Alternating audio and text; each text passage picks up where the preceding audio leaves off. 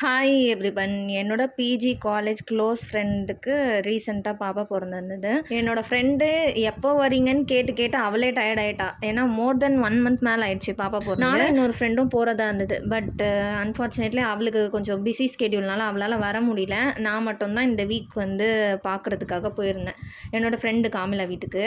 போனதும் பாப்பாவை பார்த்து கொஞ்ச நேரம் தூக்கி வச்சு டைம் ஸ்பெண்ட் பண்ணோம். அப்புறம் டெரஸ் போயிட்டு கொஞ்ச நேரம் அங்கே பேசிகிட்டு இருந்தோம்.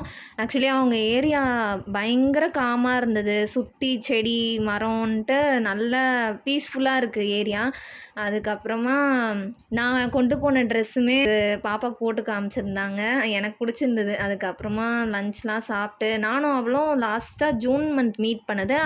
அதுக்கப்புறம் மீட் பண்ணுற சான்சஸ் கிடைக்கும். இன் பிட்வீனில் நிறைய விஷயம் இருக்கும் இல்லையா ஷேர் பண்ணுறதுக்கு. அதெல்லாம் நிறைய பேசிகிட்டு இருந்தோம். அதுக்கப்புறமா நானும் அப்படியே வீட்டுக்கு கிளம்பிட்டேன். அவளோட மாமனார் தான் என்னை ரயில்வே ஸ்டேஷனில் ட்ராப் பண்ணியிருந்தாரு.